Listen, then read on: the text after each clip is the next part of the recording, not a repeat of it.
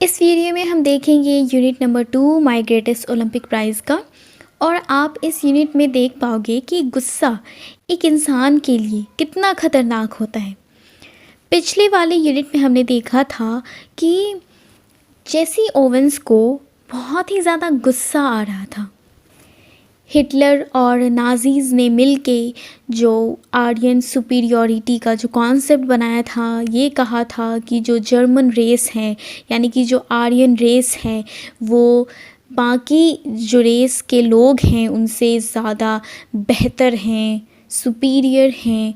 तो इस बात के ऊपर जेसी ओवेंस को बहुत ही ज़्यादा गुस्सा आ रहा था, क्योंकि वो अपने सामने देख पा रहे थे कि हिटलर ने अपनी जो कॉन्सेप्ट है, आर्यन सुपीरियॉरिटी की कॉन्सेप्ट है, उसको प्रूव करने के लिए ऐसे ही खिलाड़ी को शामिल किया था ओलंपिक्स में जो दिखने में उसके कॉन्सेप्ट के अनुसार था, कॉन्सेप्ट पे फिट होता था, ऐसे ही इंसान को चूज़ किया था। और ये सब देख के बहुत ही ज़्यादा जेसी ओवेंस को गुस्सा आ रहा था और वो दिखाना चाहते थे कि ये जो कॉन्सेप्ट हिटलर ने उजागर किया है ये बहुत ही बेकार सा कॉन्सेप्ट है और ऐसा कुछ नहीं होता है।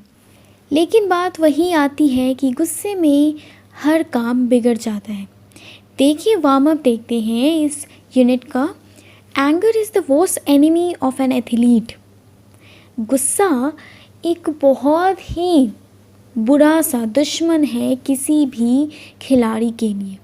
खिलाड़ी ही क्यों, किसी के लिए भी गुस्सा बहुत ही ज़्यादा ख़तरनाक होती है। अगर आप गुस्से में कोई काम करते हो ना तो बहुत ही ज़्यादा चांसेस होते हैं कि वो काम ख़राब ही होंगे।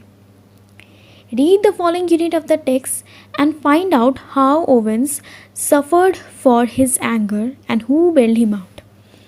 यहाँ पे इस यूनिट में आप देखोगे कि जेसी ओवेंस को अपनी गुस्से की वजह से क्या सहना पड़ा और वो उस गुस्से से कैसे बाहर निकल पाए, किसने उन्हें उस गुस्से से बाहर निकाला। बेल्ड हिम आउट मतलब कि निकालना, उन्हें किसने उस गुस्से से बाहर निकालने में मदद की। अब हम देखते हैं text. An angry athlete is an athlete who will make mistakes as any coach will tell you. I was no exception. Coach मतलब क्या होता है? कोच होता है ट्रेनर, इंस्ट्रक्टर। तो यहाँ पे जेसी ओवेंस ये कह रहे हैं कि कोई भी ट्रेनर हो वो आपको एक बात बताएगा कि जो गुस्सैल खिलाड़ी होता है वो एक ऐसा खिलाड़ी होता है जो पक्का कोई ना कोई गलती करेगा ही करेगा। और जेसी ओवेंस इसके एक्सेप्शन नहीं थे, यानी कि ये बात उनके ऊपर भी लागू होती थी। वो भी उस वक्त काफ़ी ज़्यादा गुस्से में थे और देखिए गुस्से में क्या हो गया। On the first of my 3 qualifying jumps, I leapt from several inches beyond the takeoff board for a no jump. तो जैसा कि मैंने आपको बताया था कि लॉन्ग जंप के जो ट्रायल्स चल रहे थे तो उसमें 3 मौका दिया जाता है, 3 क्वालिफाइंग जंप्स होते हैं, उसमें आपको क्वालिफाई करना पड़ता है। तो पहले में क्या हुआ, जो पहला ट्रायल जंप था उसमें जेसी ओवेंस जहाँ से टेक ऑफ उन्होंने किया वो जो बोर्ड का जो लाइन होता है उससे काफ़ी आगे था, काफ़ी इंचेस आगे वो चले गए थे। जहाँ तक होता है ना एक लाइन बना होता है कि इससे आगे आपको नहीं जाना है, इससे आगे अगर आपका पैर चला गया तो वो एक फाउल हो जाता है। तो उनके साथ भी यही हुआ, वो कुछ इंचेस उस लाइन से टेक ऑफ बोर्ड से वो आगे चले गए थे और वो फाउल हो गया और नो जंप डिक्लेयर कर दिया गया। On the second jump, I was even worse. Did I come 3,000 miles for this? I thought bitterly, to fail in the trials and make a fool of myself. Second trial हुआ था तो उसमें Jesse Owens और भी ज़्यादा ख़राब perform उन्होंने किया, मतलब कि वो भी फाउल ही हो गया और उन्हें बहुत ही ज़्यादा फ्रस्ट्रेशन महसूस हो रहा था और वो बहुत ही गुस्से में अपने मन में सोच रहे थे कि 3,000 माइल्स चल के, यानी कि 3,000 माइल्स की जो जर्नी थी उसे पूरा करके क्या मैं इसलिए यहाँ आया था कि मैं ट्रायल्स में फ़ेल हो जाऊं और अपना मजाक बनाऊं, मैं इसलिए तो नहीं आया था, वो खुद से ही सोचने लगे। क्योंकि ट्रायल्स में 3 मौका ही दिया जाता है और 2 मौका उन्होंने गंवा दिया और एक ही मौका उनके पास बचा हुआ था, तो वो बहुत ही ज़्यादा फ्रस्ट्रेटेड फील कर रहे थे। Walking a few yards from the pit, I kicked disgustedly at the ground. Suddenly, I felt a hand on my shoulder. I turned to look into the friendly blue eyes of the tall German long jumper. He had easily qualified for the finals on his first attempt. He offered me a firm handshake.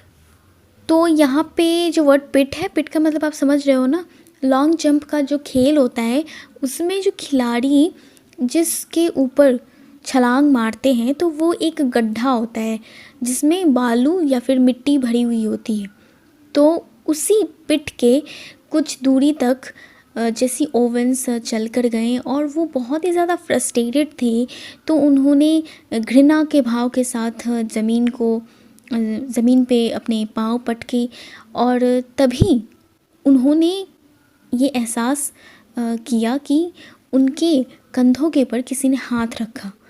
और जब वो पीछे मुड़कर देखते हैं तो उन्होंने देखा कि एक नीली आंखें उनकी तरफ देख रही थी और वो जो नीली आंखें थी उसे कहा जा रहा है फ्रेंडली, यानी कि उसमें मित्रता का भाव था उन आँखों में।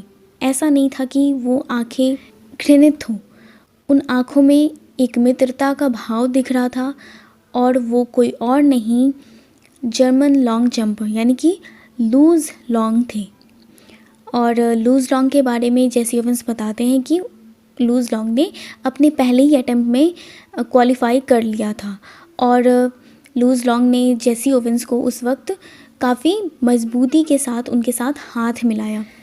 यानी कि आप ये देख सकते हो कि लूज़ लॉन्ग के अंदर एक बहुत ही अच्छा इंसान छिपा हुआ था। जैसा कि जेसी ओवेंस सोच रहे थे कि हिटलर ऐसा है तो उसके खिलाड़ी भी ऐसे ही सोच के होंगे, तो ऐसा कुछ भी नहीं था। क्योंकि अगर ऐसा होता तो लूज़ लॉन्ग कभी भी जेसी ओवेंस के पास नहीं आते और इतने मित्रता के भाव के साथ उनके साथ हाथ भी नहीं मिलाते। देखिए लूज़ लॉन्ग ने क्या कहा। Jesse Owens, I am Luz Long, I don't think we have met. He spoke English well though with a German twist to it. Luz Long आए जेसी ओवेंस के पास और उनसे कहा कि जेसी ओवन, मैं लूज़ लॉन्ग हूँ, मुझे नहीं लगता कि हम मिले हैं।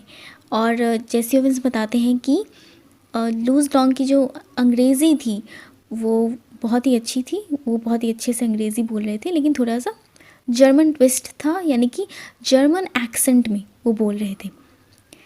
Glad to meet you, I said. Then trying to hide my nervousness, I added, How are you?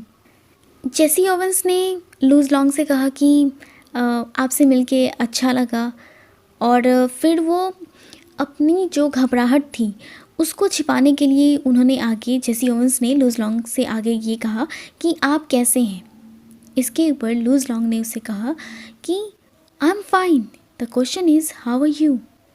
Loose Long ने कहा कि मैं तो ठीक हूँ, लेकिन सवाल ये आता है कि आप कैसे हैं। तो जेसी ओवेंस काफ़ी हैरान हो गए होंगे। उन्होंने कहा कि what do you mean, I asked. उन्होंने पूछा कि आपका मतलब क्या है, आप कहना क्या चाह रहे हो। Something must be eating you, he said, proud the way foreigners are when they have mastered a bit of American slang. You should be able to qualify with your eyes closed. तो Luz Long ने Jesse Owens से क्या कहा, उन्होंने ये कहा कि something must be eating you, कोई ना कोई चीज़ है जो आपको परेशान कर रही है। इस सेंटेंस का ये मतलब हुआ। तो अब जेसी ओवेंस इसको थोड़ा सा इस वे में कहते हैं कि लूज़ लॉन्ग ने ये जो सेंटेंस था something must be eating you इस प्रकार से कहा जैसे मानो कि कोई फॉरेनर अगर अमेरिकन स्लैंग सीख लेता है तो उसे सीखने के बाद वो जैसा प्राउड फील करता है, तो वैसे ही प्राउडनेस के साथ लूज़ लॉन्ग ने ये सेंटेंस कहा था। यानी कि आप समझो कि स्लैंग मतलब क्या होता है। स्लैंग मतलब होता है कि इनफॉर्मल तरीके से कोई बात कहना किसी भी लैंग्वेज में। जैसे कि हमारे हिंदी में भी बहुत सारे स्लैंग हैं। जैसे कि मुझे हिंदी में कहते हैं मेरे को, या फिर तुझे कहते हैं तेरे को। तो ये मेरे को तेरे को ऐसा कोई वर्ड है नहीं, लेकिन इनफॉर्मल तरीके से हिंदी में हम इस्तेमाल कर लेते हैं। तो ठीक उसी तरीके से जब कोई किसी को कोई बात परेशान कर रही हो, तो अंग्रेज़ी में एक स्लैंग होता है, something must be eating you. यानी कि आपको कोई बात ज़रूर है जो परेशान कर रही है। तो लूज़ लॉन्ग को ये अमेरिकन स्लैंग्स आते थे। तो वो जिस वे में उन्होंने ये अमेरिकन स्लैंग का इस्तेमाल किया जेसी ओवेंस के सामने, तो जेसी ओवेंस को ऐसा लगा कि इस वे में लूज़ लॉन्ग ने वो सेंटेंस इस्तेमाल किया है मानो कि कोई फॉरेनर हो, और जब वो अमेरिकन स्लैंग मास्टर कर लेता है, जब जान जाता है, तो वो जितना प्राउड फील करता है, तो उसी वे में प्राउड फील करते हुए लूज़ लॉन्ग ने ये सेंटेंस कहा था। और आगे उन्होंने ये भी कहा कि जेसी ओवेंस से ये कहा लूज़ लॉन्ग ने कि आप तो आंखें बंद करके क्वालिफाई कर सकते हो। यानी कि लूज़ लॉन्ग को भी पता था कि जेसी ओवेंस बहुत ही अच्छे खिलाड़ी हैं, उनके परफॉर्मेंस के बारे में पता होगा, इसीलिए उन्होंने ये बात कही। उन्हें पता था कि कोई ना कोई बात ज़रूर है, क्योंकि इतना बेहतरीन खिलाड़ी किस वजह से ट्रायल्स में फाउल कर सकता है। ज़रूर कोई बात होगी, उसके मन में कुछ चल रहा होगा, कोई बात उससे खाई जा रही होगी, उस वजह से इतना बेहतरीन खिलाड़ी अच्छे से परफॉर्मेंस नहीं दे पा रहा है। Believe me, I know it, I told him and it felt good to say that to someone.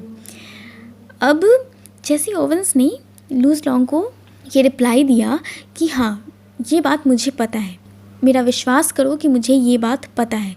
किस बात पे विश्वास करें? इस बात पे कि जेसी ओवेंस आँख बंद करके क्वालिफ़ाई कर सकते हैं, बड़े ही आसानी से क्वालिफ़ाई कर सकते हैं। ये बात उन्हें भी पता है, उन्हें भी भरोसा है खुद के ऊपर कि वो क्वालिफ़ाई कर सकते हैं बिना किसी परेशानी के, क्योंकि उन्होंने बहुत ही ज़्यादा प्रैक्टिस की है। और ये बात जब उन्होंने लूज़ लॉन्ग को बताई, तो ये बात कह के उन्हें बहुत ही ज़्यादा अच्छा महसूस हो रहा था।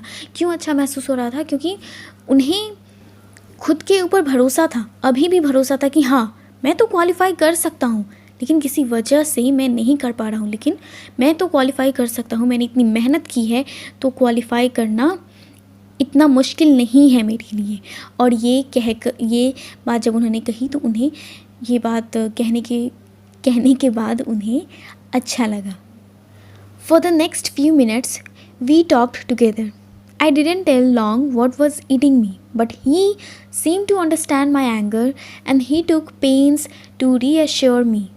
कुछ मिनटों तक वो दोनों बातें करते हैं, और जेसी ओवेंस लूज़ लॉन्ग को ये नहीं बताते हैं कि किस बात से वो बहुत ही ज़्यादा परेशान हो रहे हैं, कौन सी बात है जो उन्हें अंदर ही अंदर खाई जा रही है।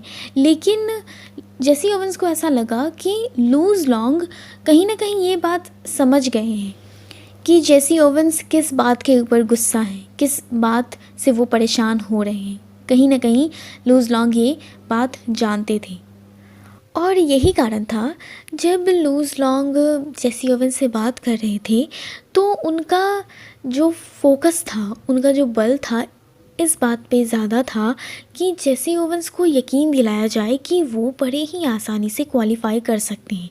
इसीलिए जो भी गुस्सा या फिर जो भी चीज़ें उनको परेशान कर रही है, उसके ऊपर जेसी ओवेंस ध्यान ना दे, और इस बात के ऊपर विश्वास करे कि वो क्वालिफ़ाई कर सकते हैं। ऐसा लूज़ लॉन्ग चाहते थे, उनकी बातों से लग रहा था। यहाँ पे देखिए एक वर्ड लिखा गया है, रीएश्योर। रीएश्योर का मतलब क्या होता है? यकीन दिलाना। और एक सेंटेंस है, ही टुक पेन्स। ही टुक पेन्स का मतलब क्या होता है? ये सेंटेंस अगर कहीं पे इस्तेमाल हो, इसका मतलब ये है कि किसी चीज़ को एक्सप्लेन करने के लिए या बताने के लिए बहुत ही ज़्यादा मेहनत करना। तो लूज़ लॉन्ग ने इस बात के ऊपर बहुत ही ज़्यादा फोकस किया हुआ था कि किसी न किसी तरीके से जेसी ओवेंस के अंदर जो भी गुस्सा है और जिस भी बात से वो परेशान हो रहे हैं उससे उनका ध्यान हटा दिया जाए और इस बात पे जेसी ओवन को यकीन दिलाया जाए कि वो बड़े ही आसानी से क्वालिफाई कर सकते हैं। इससे ये पता चलता है कि लूज़ लॉन्ग चाहते थे कि जेसी ओवेंस क्वालिफाई करे और ये भी यहाँ से हमें पता चलता है कि लूज़ लॉन्ग बड़े ही अच्छे स्वभाव के व्यक्ति थे। Although he had been schooled in the Nazi youth movement, he didn't believe in the Aryan supremacy business any more than I did. We laughed over the fact that he really looked the part though.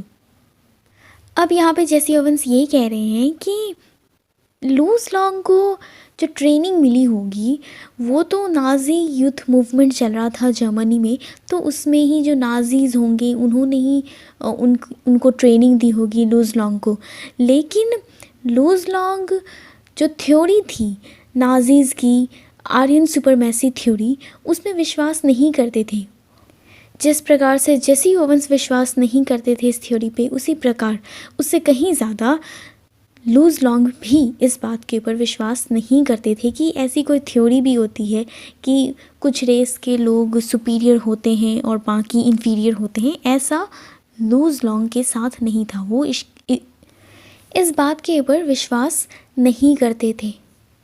और आगे Jesse Owens ये कहते हैं कि वो दोनों इस बात के ऊपर हंसे कि हालांकि लूज़ लॉन्ग ने ये कहा कि वो आर्यन सुपरमेसी थ्योरी के ऊपर विश्वास नहीं करते, लेकिन अगर कोई भी इंसान लूज़ लॉन्ग को देखेगा तो उसे ऐसा ही लगेगा कि लूज़ लॉन्ग भी इन सब चीज़ों के एक भाग है, इन सब चीज़ों के, यानी कि जो नाज़ीज़ की जो थ्योरी है आर्यन सुपरमेसी की थ्योरी, तो उसके भाग हैं लूज़ लॉन्ग।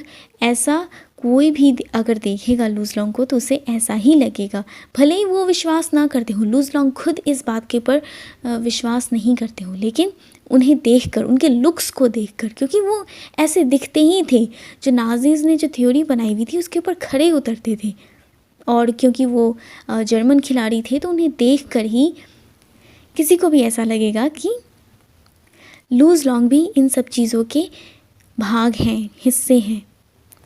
तो इसी बात के ऊपर वो दोनों हंसने लगे, यानी कि वो दोनों काफ़ी घुल मिल गए थे कुछ ही पलों में। An inch taller than I, he had a lean muscular frame, clear blue eyes, fair hair and a strikingly handsome face. अब यहाँ पे जेसी ओवेंस लूज़ लॉन्ग के लुक्स के बारे में बताते हैं कि लूज़ लॉन्ग बड़े ही लंबे थे, मतलब जितने लंबे जेसी ओवेंस थे उनसे 1 इंच ज़्यादा लंबे थे लूज़ लॉन्ग, और पतले थे, और उनकी मसल्स थे, उनकी आंखें नीली थीं, और उनके जो बाल थे वो सुनहरे थे, और उनका जो चेहरा था वो बेहद हैंडसम दिखता था, मतलब उनका फेस बहुत ही ज़्यादा हैंडसम था, वो बहुत ही हैंडसम दिखते थे। Finally, seeing that I had calmed down somewhat, he pointed to the takeoff board. जब जेसी ओवेंस थोड़ा शांत हो गए और लूज़ लॉन्ग को लगा कि जेसी ओवेंस अब थोड़ा शांत हो गए हैं, उनके मन में कोई किसी प्रकार का कोई दुविधा नहीं है, वो किसी बात से परेशान नहीं है, जब ऐसा लगा लूज़ लॉन्ग को, तब लूज़ लॉन्ग ने टेक ऑफ बोर्ड था जहाँ से जो प्लेयर्स, खिलाड़ी जो थे टेक ऑफ करते थे लॉन्ग जंप में, तो वहाँ पे इशारा करते हुए वो कुछ कहते हैं। क्या कहते हैं? वो कहते हैं, look, he said, why don't you draw a line a few inches at the back of the board and then aim at making your take off from there? You will be sure not to foul and you certainly ought to jump far enough to qualify. What does it matter if you are not first in the trials? Tomorrow is what counts. देखिए loose Long ने कितनी अच्छी advice दी। उन्होंने Jesse Owens से ये कहा कि जो टेक ऑफ बोर्ड है जिसके आगे जाने पे फाउल हो जाता है, तो उस टेक ऑफ बोर्ड के कुछ इंच पीछे से ही आप छलांग लगाओ, उस टेक ऑफ बोर्ड के कुछ इंच पीछे ही आप एक लाइन ड्रॉ कर लो अपने मन में, और उस पॉइंट से आप जंप जब करोगे तो आपका फाउल भी नहीं होगा और आप इतनी दूरी छलांग ज़रूर लगा पाओगे कि आप आसानी से क्वालिफाई कर लोगे। और ये मायने नहीं रखता है कि आपने ट्रायल्स में कितनी दूरी तक छलांग लगाई है। ट्रायल्स तो सिर्फ क्वालिफाई करने के लिए होता है। तो एक बार अगर जेसी ओवेंस क्वालिफाई कर जाएंगे तो जो अगला दिन है जब फाइनल्स होने वाले हैं तो वो ज़्यादा मायने रखता है, ना कि ट्रायल्स का दिन। ट्रायल्स में ज़रूरी ये है कि जेसी ओवेंस क्वालिफाई कर जाएं। तो आप देख रहे हो ना कि लूज़ लॉन्ग कितने अच्छी एडवाइस उन्होंने दी, और उनकी बातों से ये साफ जाहिर हो रहा है कि वो चाहते हैं कि जेसी ओवेंस क्वालिफाई करें। उनके मन में कोई भी द्वेष की भावना नहीं है। वो बड़े ही अच्छे इंसान हैं और उनके अंदर एक प्लेयर का गुण है। एक प्लेयर दूसरे प्लेयर को देख के जलन का भाव नहीं रखता है, और एक खिलाड़ी दूसरे खिलाड़ी को जैसे समझ पाता है, ठीक उसी तरीके से लूज़ लॉन्ग भी जेसी ओवेंस को समझ पाए और उनको शांत करने के लिए आए, उनके मन को शांत करने के लिए आए और उनको एक अच्छी सी एडवाइस दी। और देखिए उस एडवाइस का क्या नतीजा निकला। आगे जेसी ओवेंस लिखते हैं, suddenly all the tension seem to ebb out of my body as the truth of what he said hit me. तो लूज़ लॉन्ग ने जो एडवाइस दी जेसी ओवेंस को, उसके बाद देखिए जेसी ओवेंस बताते हैं कि उनके अंदर जो भी टेंशन थी वो सभी बाहर निकल गई। एब आउट का मतलब कि बाहर निकल गई, क्योंकि लूज़ लॉन्ग ने जो बात कही वो काफ़ी हद तक सही थी कि ट्रायल्स में इतनी फ़िक्र करने की ज़रूरत नहीं है। ट्रायल्स तो सिर्फ क्वालिफ़ाई करने के लिए है। अगर जेसी ओवेंस एक बार क्वालिफ़ाई कर जाएंगे तो जो अगला दिन फाइनल्स होने वाला है, अगले दिन जो फाइनल्स होने वाली है, तो उसमें जेसी ओवेंस का परफॉर्मेंस कैसा रहता है वो ज़्यादा मायने रखता है। अभी तो सिर्फ उन्हें क्वालिफ़ाई करना ज़रूरी है और जेसी ओवेंस काफ़ी आसानी से क्वालिफ़ाई कर सकते हैं।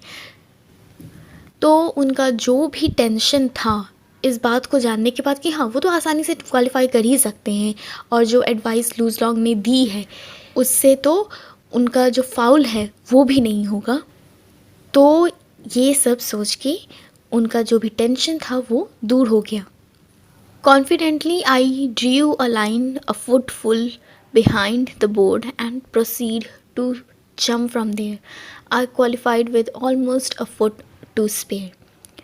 तो पूरे कॉन्फिडेंस के साथ जेसी ओवेंस ने जो टेक ऑफ बोर्ड था उससे 1 फुट पीछे वहाँ से एक लाइन अपने मन में ड्रॉ की और वहाँ से वो जंप उन्होंने किया, और जैसे ही उन्होंने जंप किया तो वो क्वालिफ़ाई कर गया। और क्वालिफ़ाई कैसे उन्होंने किया, अ फुट टू स्पेयर, यानी कि क्वालिफ़ाई करने के लिए जितनी दूरी तक कवर करना था, जितनी दूरी तक छलांग मारनी थी, उससे 1 फुट ज़्यादा ही उन्होंने जंप लगाया। वो क्वालिफ़ाई करने के लिए जितनी दूरी होती है उससे 1 फुट ज़्यादा ही जंप लगाया, यानी कि बड़े ही आसानी से जेसी ओवेंस क्वालिफ़ाई कर गए।